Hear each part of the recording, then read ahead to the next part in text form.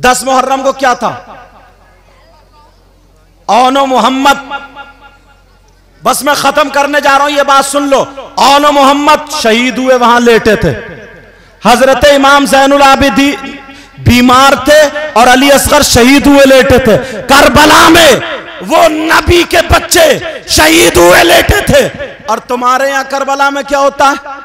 लड़की लड़के आपस में टकरा रहे हैं, मोबाइलों पे बातें करके वहां पहुंच रहे हैं, मेकअप करके हमारी बच्चियां जा रही है, यहां पर गोश्त के कबाब तले जा रहे हैं, हलवे पराठे की दुकान उस पे ऐलान हो रहा है, जनाब झूले लगे पड़े झूले। यहीं तक नहीं, वो गुड़िये और वो गुब्बारे वगैरह खरीदे जा रहे। ऐसा लगता ही नहीं है वहां करबला में क्या था और यहां करबला में क्या है। कम से कम इतनी तो हम अकल रखे, इतनी तो हम बात अपने दिमाग से सोचे कि यहां पर क्या गलत हो रहा, क्या सही हो रहा। अगर हुसैन पाक से तुम्हें मोहब्बत है, आखिरी बात सुन लो और खत्म, हुसैन पाक से अगर तुम्हें मोहब्बत है तो उनके नाना की शरीयत पे अमल करना पड़ेगा। अगर जो शरीयत से हटा हुआ है वो हुसैन पाक का नहीं है, नहीं है, नहीं है। और जो शरीयत मुस्तफा पर है वो हमारा भी है और हुसैन पाक का भी। 1400 साल के बाद तुम निकले हो ढोल बजाने के लिए। 1400 साल के बाद हम निकले ढोल बजाने के लिए। यार थोड़ा सा तो सोचो, इमाम ज़ैनुल आबिदीन करते ना, कोई दिखा देगा माई का लाल? जितनी बातें बनाते हैं कि साहब वहां रामपुर में या इधर या उधर, किसी की नहीं चलेगी जब औलाद मौजूद है तो। इमाम ज़ैनुल आबिदीन के बेटे, इमाम हुसैन के पोते, जिनका नाम इमाम बाकर, उन्होंने भी ये नहीं किया। और हो तो दिखा दो, चैलेंज कर दियो किसी को भी। बात मैं अब की नहीं कर, उस वक्त की बात कर रहा हूं। चैलेंज कर दियो प्यारो, ना इमाम जाफर सादिक ने किया, मगर आज लड़ाइयां, झगड़े, खुराफातें। चलो उलमा, कुछ लोग, कुछ उलमा खामोश रहे इस बात पर। तवज्जो रखना, मेरी बात सुन लेना, ये बात बारीक है। कुछ उलमा खामोश रहे इस बात पर। किस बात पर उलमा खामोश रहे? तवज्जो रखना मेरी बात पर। उलमा खामोश रहे कि चलो इमाम हुसैन पाक की यादगार और मोहब्बत और ये चल रही है, मगर इतना बड़े वो शियाओं का तरीका, सीने कूटने लगे, बच्चे मुहर्रम के नीचे से निकालने लगे, तेरा मुहर्रम मेरा मुहर्रम, उसको नपाने लगे, किसका जीता किसका हारा। एक गांव में 3 दिन तक मुहर्रम या चेलम जो भी था वो रखा रहा। डीएम एसडीएम आया तो उसने फैसला किया गोली चल रही है, मुहर्रम की वो तौहीन हो रही है, ये सारी खुराफातें हो रही है। इतना बढ़ता चला गया, बिजली के तार काटे जा रहे हैं, कहीं पेड़ काटे जा रहे हैं, कहीं मकान ढाए जा रहे हैं, कहीं अगर किसी की फसल है, मेला लग रहा है तो उसकी फसल को कुचल के फेंक दिया, उसमें आग लगा दी जाती है। इमाम हुसैन पाक इन खुराफातों से कभी राजी नहीं हो सकते।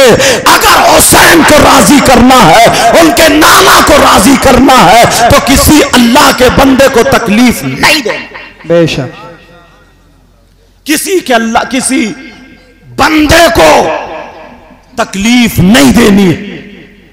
मैं समझ सकता हूं 2 बजे के बाद है और वो भी कड़वा घूंट है, मगर मुझे ये नहीं है कि साहब मुझे भी तकरीर जमानी है, हर 2 मिनट में 10 मिनट में नारा लगवाना। बहुत मर्तबा आया हूं, मैं जानता हूं, तुम मुझे जानते हो।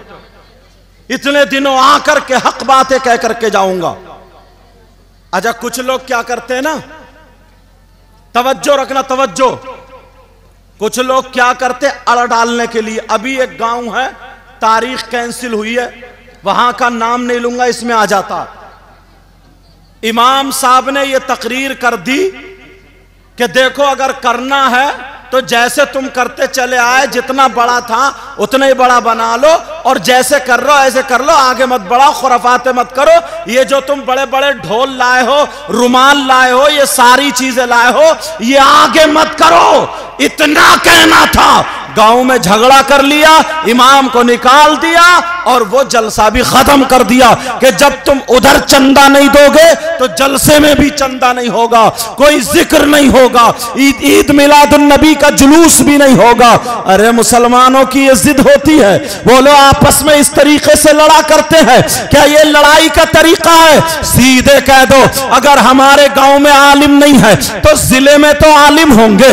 हमारे जिले में को जाओ, बड़ा मदरसा हो, जो सुन्नियों का मदरसा हो, वहां से जाकर के फतवा ले लो, वहां से जाकर के लिखवा लो, जो लिख करके आ जाए उस पे अमल कर लो। अगर वो गलत लिख के देंगे उसका गुनाह उन्हें मिलेगा, सही लिख के देंगे उसका सवाब उन्हें मिलेगा।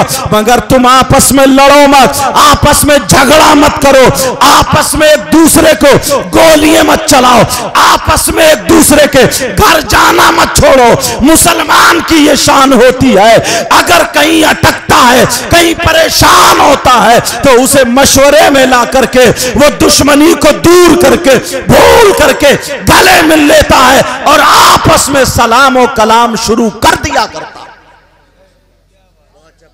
मगर कहां इमाम हुसैन आए थे मोहब्बतें फैलाने और तुमने उन्हीं पे रख के नफरतें फैला ली।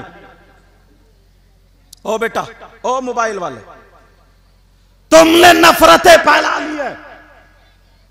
अब जरा सोचने की बात है, गौर करने की बात है। नबी के घराने का हर हर बच्चा ये चाहता था कि मोहब्बत का पैगाम आम हो जाए, और आज हम थोड़ी देर के लिए, मान लीजिए ये सब जानते हैं, थोड़ी देर के लिए सुनो, बारिश भी लग रही आ रही है, थोड़ी देर के लिए मान लीजिए। मेरा अक्सर नंबर ही जब आता है जब बारिश होती है। बहरहाल कोई बात नहीं है, हमारा जलसा इंशाअल्लाह ये कामयाब। समझ में आ रही बात?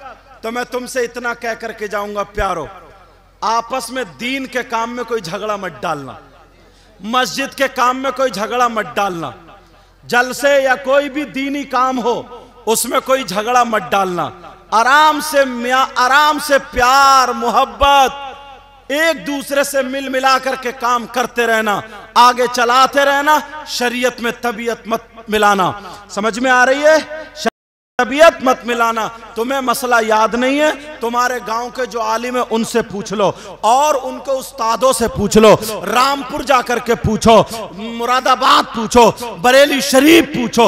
अरे पहले थी परेशानी, कहां जाए हमें पता ही नहीं है क्या करें, मगर अब तो हर जगह मुफ्ती है, हर जगह आलिम है। हम और आप सुधर सकते हैं, अच्छे काम कर सकते हैं, मगर लड़ना मत, आपस में गाली गलोच मत करना, आपस में एक दूसरे से नफरतें मत फैलाना। इंशाअल्लाह अगर हमारी आपकी जिंदगी रही तो फिर मुलाकात होगी। बोलो इंशाअल्लाह।